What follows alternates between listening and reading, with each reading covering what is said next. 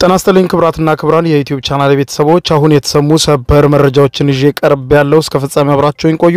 በርከት ያሉ መረጃዎች ዩቲዩብ ላይ ሲጫኑ ቀድሞ ለእናንተ ማስታወቂያ መልእክት ወይም ኖቲፊኬሽን እንዲደርሷችሁ የዩቲዩብ ቻናሌን ሰብስክራይብ በማድረግ የደወል ምልክቷን መጫን አትዘንጉ። ፈጣን መረጃዎች በየሰዓታቱ ልዩነት ወደ እናንተ ይደርሳሉ። ወደ ሰበር መረጃዎቹ ስናቀና በቀዳሚነት እስራኤል በጥቃቴ ገድያቸዋለሁ ያለቻቸው 3 የኢራን ከፍተኛ ጀነራሎች በኢራን የድል በዓል ላይ በአደባባይ በዛሬው ዕለት መታየታቸው ተዘግቧል። ይህም በርካታ የዓለምን ሕዝብ አስገርሟል። ጉዳዩን በተመለከተ በዝርዝር የማስደምጣችሁ መረጃ ይኖራል። በሌላ በኩል ኢራን በፓርላማው በዛሬው ዕለት ባሳለፈችው ውሳኔ ከዓለም አቀፉ የኒውክሌር ተቆጣጣሪ ኤጀንሲ አባልነት መውጣቷ ተሰምቷል። ይህም ደግሞ አሜሪካና እስራኤልን ጨምሮ ምዕራባውያኑን አስደንግጧል። ይኸውም ከዚህ በኋላ በኢራን የኒውክሌር ተቋማት ላይ ቁጥጥር ስለማይደረግ ስለ ኢራን የኒውክሌር ጉዳይ ያላቸው መረጃ በእጅጉ ያነሰ ይሆናል ማለት ነው። ይህንን ተከትሎ በእጅጉ ስጋት አጭሯል የኢራን ፓርላማ ውሳኔ። በሌላ በኩልም የሩሲያ መንግስት መግለጫ ሰጥቷል። ኢራን እዚህ ውሳኔ ላይ የደረሰችው በአሜሪካና በእስራኤል በተከፈተባት ድንገተኛ ጥቃት ተገፋፍታ ነው። እንዲህ አይነት ጥቃቶች ከቀጠሉ ሀገራት የሚወስኑት ነገር ወደ ቀውስ ይወስደናል በማለት የኢራን ውሳኔ የእስራኤልና የአሜሪካ ጥፋት እንደሆነ ገልጿል። በሌላ በኩል በእስራኤልና በኢራን ጥቃት ውስጥ የገቡትና የተሳተፉት በኋላም የተኩስ አቁም እንዲደረግ ያደረጉት የአሜሪካው ፕሬዝዳንት ዶናልድ ትራምፕ ለዓለም አቀፉ የሰላም ኖቤል ሽልማት መታጨታቸውም ሌላኛው ዓለም አቀፍ መነጋገሪያ ጉዳይ ሆኗል። በሌላ በኩል ዳግም የአሜሪካው ፕሬዝዳንት ዶናልድ ትራምፕ ስለ ኢራን የኒውክሌር ተቋማት በሰጡት መግለጫ የኢራንን የኒውክሌር ተቋማት አውድመናል፣ ምንም ቢባልም የወጣው መረጃ አልወደመም በማለት ቢገልጽም ይህ እኔን ለመተቸት የሚደረግ ሴራ እንጂ በፍጹም አይደለም፣ ሙሉ በሙሉ አውድሜዋለሁ። ዳግም ኢራን ወደ ኒውክሌር ጉዳይ አትመለስም፣ አቅም ስለሌላት ነው የተደራደረችው የሚል መግለጫም ሰጥተዋል። በጉዳዩ ዙሪያ እንግዲህ አሁን የተሰሙ ሰበር መረጃዎችን እንደሚከተለው በተከታታይ አስደምጣችኋለሁ። አብረን ዝርዝሩን እናድምጠው። ከሰሞኑ በውጥረት ውስጥና በተኩስ ልውውጥ ውስጥ የቆዩትና ትናንትናና ዛሬም በአንጻራዊ ሰላም ውስጥ የሚገኙት እስራኤልና ኢራን ጉዳይ አዳዲስ መረጃዎች መውጣት ጀምረዋል። በተለይም ከኢራን የተሰሙት መረጃዎች በርካታ የዓለምን ሕዝብ እያነጋገሩ ነው። በእስራኤል ጥቃት እስራኤል ገድያቸዋለሁ ያለቻቸው 3 ከፍተኛ የኢራን የጦር መሪዎች የኢራን የድል በዓልን ከሕዝብ ጋር በዛሬው ዕለት ሲያከብሩ መታየታቸው ተሰማ። እስራኤል ገድያቸዋለሁ ያለቻቸው 3 የኢራን ከፍተኛ የጦር መሪዎች በዛሬው ዕለት የኢራንን የድል በዓል ከህዝብ ጋር ሲያከብሩ መታየታቸውን የቱርኩ አናዶሉ የዜና ወኪል የኢራንን የሀገር ውስጥ መገናኛ ብዙሃኖች ዋቢ አድርጎ ዘግቧል። እስራኤል ከሰኔ 13 ጀምሮ የኢራንን የጦር ጀነራሎችን መግደሏን ያስታወቀች ሲሆን 3ቱ ከፍተኛ የኢራን የጦር ጀነራሎችም በተለይም ደግሞ እስራኤል ገድያቸዋለሁ ካለቻቸው መካከል በዝርዝር ነበሩ። በኋላም ኢራን የድል በዓሏን ስታከብር ከህዝቡ ጋር መሃል መገኘታቸውንና የድል በዓሉን ማክበራቸውን የኢራን መንግስት መገናኛ ብዙሃኖች አሳይተዋል። ከዚህ ውስጥም አንዱ የሆኑት የእስላማዊ አብዮታዊ ጥበቃ ኮርፕስ ቁድስ ኃይል አዛዥ የሆኑት ብርጋዴር ጀነራል ኢስማኤል ቃኒ በበዓሉን ከህዝብ ጋር ማክበራቸውን የኢራቅ የሀገር ውስጥ ብዙሃን መገናኛዎችም ዘግበዋል። በኢራን ታስኒም የዜና አገልግሎት የተለጠፈው ቪዲዮ እንደሚያሳየው ከሆነ ቃኒ በዝግጅቱ ላይ ከተሰበሰቡ ሰዎች መካከል ሲታዩ ያሳያል። ኤጀንሲው በማህበራዊ ትስስር ገጹ እንዳሰፈረው ኮማንደር ቃኒ ዛሬም በተካሄደው የቴህራን የድል በዓል ላይ ይገኛሉ ሲል ተናግሮ ነበር። በዚህ ወር መጀመሪያ ላይ የኒውዮርክ ታይምስ ጋዜጣም ቃኒ በእስራኤል ጥቃት ከተገደሉት የኢራን ከፍተኛ የጦር መሪዎች መካከል አንዱ እንደሆኑ ዘግቦ ታሪካቸውንም ጭምር አትሞት ነበር። በተመሳሳይ የወቅቱ የመከላከያ ሚኒስትርና የአየር ኃይል አዛዥ የነበሩት ብርጋዴር ጀነራል አዚዝ ናስራዛዴን በሰኔ ወር መጀመሪያ ላይ በመከላከያ ሚኒስትር ላይ በተፈጸመው የአየር ጥቃት ተገድለዋልም ተብለው የነበረ ቢሆንም በህይወት እንዳሉና አሁንም በስልጣን ላይ እንደሚገኙ ታስኒም የዜና ወኪል ዘግቧል። የአያቶላ አሊ ካሚኒ ከፍተኛ አማካሪና የደህንነት ዋና አማካሪ አድሚራል አሊ ሻምካኒ እንደ አውሮፓውያን አቆጣጠር ሰኔ 13 ቀን 2025 ዓመተ ምህረት በእስራኤል የአየር ጥቃት መሞታቸው ከተነገሩ አንዱ ነበሩ።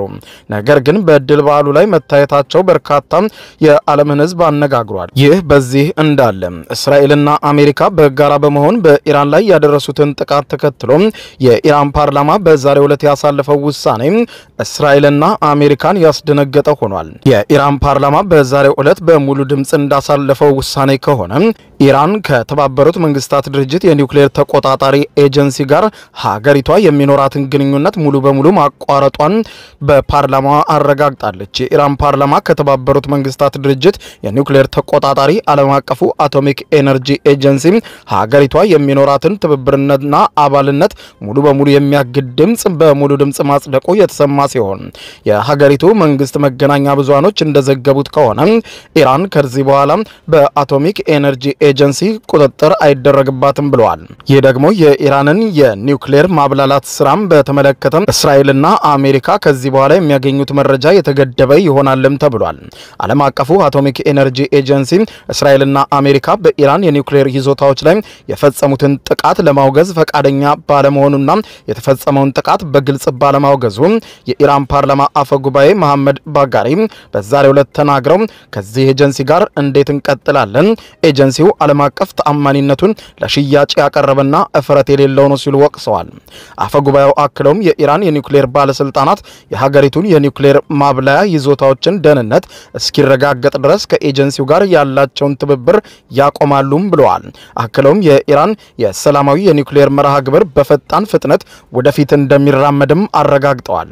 የምናቆመው ነገር አይኖርም፣ እንድናቆም የፈለጉ ጠላቶቻችንም ሐሳባቸው አይሳካላቸውም ያሉት የኢራኑ ፓርላማ አፈ ጉባኤ የኢራን የኒውክሌር ፕሮግራም ወደፊት በፍጥነት እንዲቀጥልም ትዕዛዝ ሰጥተናል ብለዋል። ይህም ደግሞ ከዚህ ቀደም በኢራን የኒውክሌር ፕሮግራም ላይ ቁጥጥር ሲያደርግ የነበረው የዓለም አቀፉ አቶሚክ ኤነርጂ ኤጀንሲ ከዚህ በኋላ ቁጥጥር የማያደርግበት በመሆኑ በልዩነት የሚካሄድ ስራ ነው ተብሏል። ይህ ደግሞ የኢራን ኒውክሌር የማብላላት ጉዳይ ወዴት ሊያመራ እንደሚችል አጠያቂ በሆነበት በአሁኑ ሰዓት አሜሪካና እስራኤል የሚያገኙት መረጃ ከዚህ በኋላ የተገደበ መሆኑ ሀገራቱን በእጅጉ አሳስቧቸዋል። በኢራን ፓርላማ በዛሬው ዕለት የጸደቀው ውሳኔም በሀገሪቱ ከፍተኛ ባለስልጣን ማለትም በአያቶላ አሊ ካሚኒ ፊት ቀርቦ መጽደቅ እንዳለበትም ተነግሯል። ከአውሮፓውያኑ 1970 ጀምሮ 191 የዓለማችን ሀገራት በሙሉ የኒውክሌር የጦር መሳሪያዎችን ስርጭትና መስፋፋት ለመከላከል ያለመውን ዓለም አቀፍ ስምምነት መፈረማቸው አይዘነጋም። በዓለም አቀፉ ስምምነት መሰረትም ይህ ኤጀንሲ በተለይም ኒውክሌር ማብላላት በጀመሩ ሀገራት ላይ ከፍተኛ ቁጥጥር የሚያደርግ ሲሆን የኒውክሌር መሳሪያ ያላቸው መሳሪያዎቻቸውን እንዳያበዙ የሌላቸውም እንዳይታጠቁ የሚከለክል ሕግ አውጥቶ ነበር። ኢራንም የዚህ ፈራሚ ሆና ለረጅም ጊዜ የቆየች ቢሆንም ነገር ግን ከሰሞኑ በተፈጸመው ጥቃት ኤጀንሲው ባለማውገዙ ራሷን ከአባልነት አውጥታለች። ይህ ደግሞ በዓለም አቀፍ ደረጃ የኒውክሌር የጦር መሳሪያ እንዲበዛ የሚያደርግና ኢራንም ያለምንም ቁጥጥር ከዚህ በኋላ የሚኖራትን ሂደት እንድትቀጥል የሚያደርጋት ሊሆን እንደሚችልም ተዘግቧል። ይህ ኢራን በዛሬው ዕለት ያሳለፈችው ውሳኔ በተለይም ደግሞ በአሜሪካና እስራኤልን ጨምሮ በምዕራባውያኑ በኩል ከፍተኛ የሆነ ስጋት እንዳደረባቸው የገለጹ ሲሆን ጉዳዩን በተመለከተ ከኢራን ፓርላማ ውሳኔው ሲተላለፍ ቀዳሚ በጉዳዩ ዙሪያ መግለጫ ከሰጡ መካከል ሩሲያ ዋናው ናት። ሩሲያ ከቀዩ ቤተ መንግስቷ ክሬምሊን በሰጠችው መግለጫ እንዳስታወቀችው በኢራን ላይ የተፈጸመው ድንገተኛ ጥቃት ከተባበሩት መንግስታት ድርጅት ተቆጣጣሪ ጋር ያላትን ትብብር እንድታቋርጥ አስገድዷታል በማለት ገልጸዋል።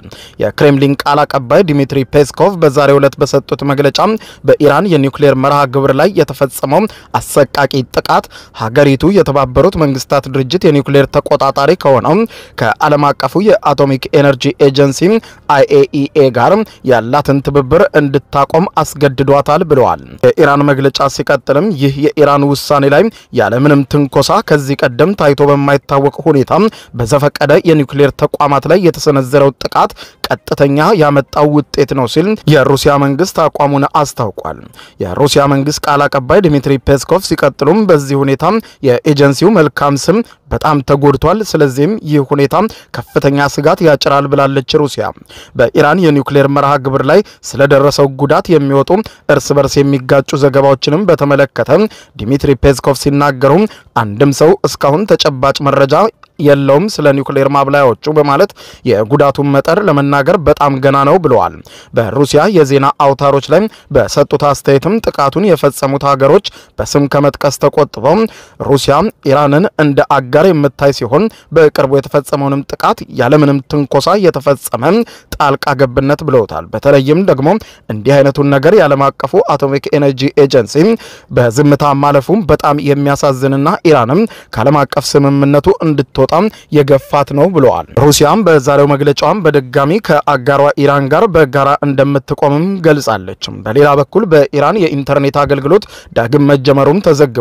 የኢራን የኮሚኒኬሽን ሚኒስትር በሀገሪቱ ውስጥ ያለውን የኢንተርኔት አገልግሎት ገድቦ የቆየ ሲሆን ከቀድሞ ሁኔታ መመለሱንም በዛሬው ዕለት አስታውቋል።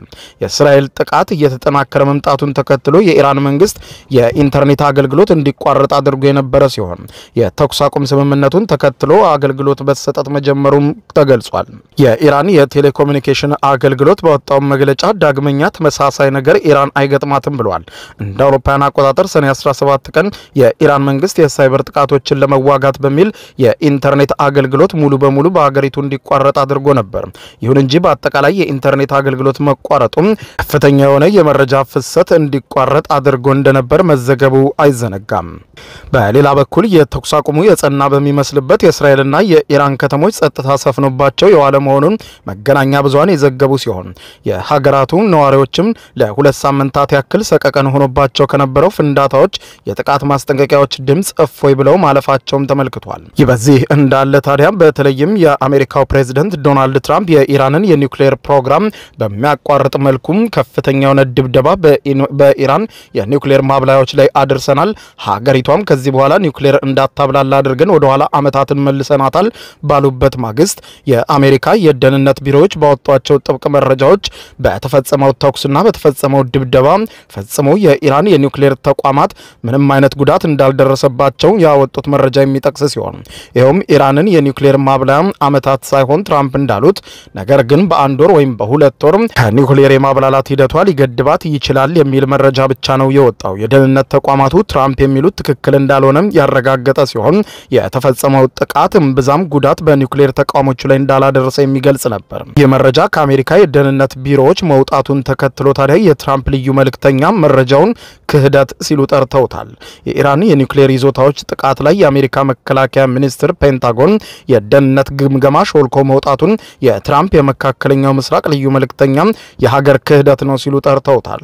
ፔንታጎን የአሜሪካ ጥቃት የኢራንን የኒውክሌር ይዞታዎችን አላወደመም የሚለውን ልዩ መረጃም በሚዲያዎች ሾልኮ መውጣቱን ተከትሎ ነው ልዩ መልእክተኛው ስቲቭ ዊትኮፍ ውግዘታቸውን በመገናኛ ብዙሃን ያሰሙት። ዊትኮፍ ሲናገሩ በጣም አሳፋሪ ነው፣ የሀገር ክህደት ነው፣ ምርመራ ተካሂዶ ጥፋተኛው አካል ተጠያቂ ሊደረግ ይገባል፣ በእጃችን የያዝነው መረጃ ሁሉ እንዴት ሾልኮ ሊወጣ ይችላል ሲሉ ብስጭታቸውን ገልጸዋል። ለፎክስ ኒውስ ሲናገሩ ልዩ መልእክተኛው ሀገራቸው በሶስቱ የኒውክሌር ማብላያ ይዞታዎች ላይ የፈጸመችው ጥቃት ግምገማ ሪፖርትን ማንበባቸውን ገልጸው ሙሉ በሙሉ ስለመውደማቸው ምንም ጥርጥር የለንም የሚባለው ክህደት ነው ሲሉ አስተባብለዋል። የአሜሪካው ፕሬዝዳንት ዶናልድ ትራምፕ ልዩ መልእክተኛቸው ከፎክስ ኒውስ ጋር ያደረጉትን ቃለ ምልልስ በመቀነጫጨብ በትሩዝ የማህበራዊ ሚዲያ ገጻቸው ላይ አጋርተዋል። በፎርዶ የኒውክሌር ማብላያ ላይ 12 ባንከር ቡስተር የተባሉ ፈንጂዎችን ጥለናል፣ የይዞታውን ጣሪያ ጥሶ እንዳለፈ እንዲሁም ሙሉ በሙሉ ይዞታውን እንዳወደመ ምንም ጥርጥር የለውም። እናም ግባችንን እንዳላሳካን ተደርጎ አሜሪካን ለማሳነስ እየተደረጉ ያሉት ሪፖርቶች እርባና ቢስና ክህደት የተሞላባቸው ናቸው ሲሉ ቁጣቸውን አሰምተዋል። በሌላ በኩል የአሜሪካው ፕሬዝዳንት ዶናልድ ትራምፕ በሰጡት አስተያየት የኢራን የኒውክሌር መርሃ ግብር በ10 ዓመታት ወደ ኋላ መልሰነዋል፣ አውድመነዋል ሲሉ ዳግም ዛሬ ረፋዱን ተናግረዋል።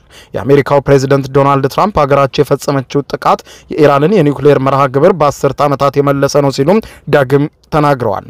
ትራምፕ ይህንን ምላሽ በሰጡት ለጋዜጠኞች በቀረበላቸው ጥያቄ ነው። 10 ዓመታት ወደ ኋላ የመለሰ ነው፣ በቅቷቸዋል። ኢራን በገሃነም ውስጥ ነው ያለፈችው። ከዚህ በኋላ ማድረግ የሚፈልጉት መጨረሻው ነገር ኒውክሌር ማበልጸግ ነበረ፣ ያ ግን እንዳይሳካ አድርገናል ብለዋል። ያ ጥቃትም ጦርነቱን ጨርሶታል ሲሉም አክለዋል። ትራምፕ አክለውም ኢራን የኒውክሌር ይዞታዎችን ባይወድሙባት ኖሮ የሀገሪቱ መንግስት የተኩስ አቁም ስምምነት ለማድረግ አይስማማም ነበር፣ ስለተሸነፈና ስላልቻለ ነው የተኩስ አቁም ስምምነት ያደረገው ብለዋል። ትራምፕ አሜሪካ የፈጸመችውን ጥቃት የኢራንን የኒውክሌር ይዞታዎች ያወደመ ነው ሲሉ በድጋሚ ገልጸው ሆኖም ግን ጥቃቱ አሜሪካ በኢራን ላይ የፈጸመችውን ጥቃት የኒውክሌር ማብላያ ይዞታዎችን እንዳላወደመ ሾልኮ የወጣው የአሜሪካ ግምገማ የደህንነት ቢሮም መረጃ አሳይቷል።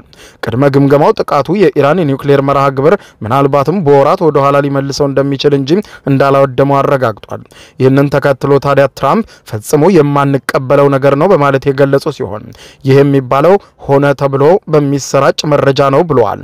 በተለይም ደግሞ CNN ያሉ የአሜሪካ መንግስት መገናኛ ብዙሃን ሁልጊዜም ትራምፕ የሚሰሯቸውን መረጃዎች ማጣጣልና የትራምፕን ውድቀት የሚመኙ በመሆናቸው CNNን ጨምሮ ሌሎች መገናኛ ብዙሃን የሚያወጧቸውን መረጃዎች አናምንም ሲሉ ተደምጠዋል። በተያያዘ ዜና የአሜሪካው ፕሬዝዳንት ዶናልድ ትራምፕ በእስራኤልና በኢራን መካከል የተደረሰውን የተኩስ አቁም ስምምነት በማስመልከት ለኖቤል የሰላም ሽልማት መታጨታቸው ተሰምቷል። ፕሬዝዳንቱ ለኖቤል የሰላም ሽልማት መታጨታቸውን የሚገልጸውን ደብዳቤ በማህበራዊ ትስስር ገጻቸው ይፋ አድርገውታል። የዩናይትድ ስቴትስ የሪፐብሊካን ፓርቲ ተወካይ የሆኑት ባዲ ካርተር ዶናልድ ትራምፕን ለኖቤል የሰላም ሽልማት በይፋ እጩነት ያቀረቡ ሲሆን የእጩነት የቀረበው ትራምፕ በእስራኤልና ኢራን መካከል ለተኩስ አቁም ስምምነት አድርገዋል ላሉት ልዩ ታሪካዊ ሚና ነው ብለዋል። እውቅና ለመስጠት የሚገባቸው ሰው በአሁኑ ሰዓት ትክክለኛው ዶናልድ ትራምፕ ናቸው ብለዋል። ትራምፕ በትናንትናው ዕለት የተኩስ አቁም ስምምነት ባወጁበት ወቅትም ስምምነቱ በአንድ ጀንበር ተግባራዊ እንደሚሆን ገልጸው የነበረ ሲሆን ካርተር በኖቤል የሰላም ሽልማት ኮሚቴ በጻፉት ደብዳቤ ላይ የትራምፕ አመራር ብዙዎች የማይቻል ነው ብለው ያመኑበትን ፈጣን የሰላም ስምምነት በአንድ የማህበራዊ ትስስር ገጽ ጽሑፍ ብቻ ተኩሱን አስቆመውታል ብለዋል። ከዚህ ቀደም የፓኪስታን ምክትል ጠቅላይ ሚኒስትርና የውጭ ጉዳይ ሚኒስትር ኢሻቅ ዳር ትራምፕን ለኖቤል የሰላም ሽልማት አጭተው እንደነበር ይታወቃል። በእስራኤልና በኢራን መካከል ያለው ውጥረት ለቀናት ከፍተኛ ደረጃ ላይ ደርሶ የነበረ ሲሆን የሁለትዮሽ የሚሳኤል ልውውጡም ተካሂዷል። ትራምፕ በዚህ ግጭት ውስጥ ጣልቃ በመግባት በኢራን የኒውክሌር ተቋማት ላይ የአሜሪካ የአየር ጥቃት እንዲፈጽም ማዘዛቸው ሁኔታውን ከቁጥጥር ውጪ ሊያደርገው ይችላል የሚል ስጋት ፈጥሮ የነበረ ቢሆንም ሆኖም ግን ትራምፕ እርምጃቸውን ስልታዊ ቁማር ነበረ የተጫወትኩት በማለት ገልጸው ግጭቱን በማስቆም ረገድ ስኬታማ ስራ ሰርቻለሁ ብለው እንደሚያምኑ ገልጸዋል። የኖቤል የሰላም ሽልማት እጩዎች በየዓመቱ በጥቅምት ወር የሚገለጹ ሲሆን የሽልማቱ አሸናፊም በሚካሄድ ልዩ ፕሮግራም የሚነገር ይሆናል። ትራምፕ ከዚህ በፊት ለኖቤል የሰላም ሽልማት ታጭተው የነበረ ሲሆን በተለይም በእስራኤልና በአረብ ሀገራት መካከል ባደረጓቸው የአብርሃም ስምምነቶች ምክንያትም የዩክሬን የህግ አውጪ አሌክሳንደር ሜሬዝኮው ቀደም ሲል ለትራምፕ የሰላም የኖቤል ሽልማት እጩነት አቅርበዋቸው የነበረ ቢሆንም የዩክሬን ጦርነትን ለማስቆም ባለመቻላቸው ምክንያት እጩነታቸውን አሁን አጥተዋል። የትራምፕ የቅርብ ጊዜ እጩነት በዓለም ዙሪያ የተለያዩ ምላሾችን አስከትሏል። ደጋፊዎቻቸው ለዓለም ሰላም ላበረከቱት አስተዋጽኦ እውቅና ሲሰጡ፣ ተቃዋሚዎቻቸው ደግሞ እርምጃው ወጥነትና ዘላቂነት ጥያቄ ውስጥ ይጥላሉ። ትራምፕ ራሳቸው የግጭቱ ተሳታፊ በመሆናቸው የሰላም የኖቤል ሽልማት አይገባቸውም የሚሉ ተከራካሪዎችም በርካታ ጉዳይ በፕሬዝዳንቱ ጉዳይ እየጻፉ ይገኛሉ። ክቡራን አድማጮች ለሰዓቱ ያስኩላችሁ አጫጭር መረጃዎች የሰማችኋቸው ናቸው። ከሰዓታት በኋላ በሌላ መረጃ ተመልሰን እስከምንገናኝ በያለንበት የዓለም ዳር ቸር እንቆይ።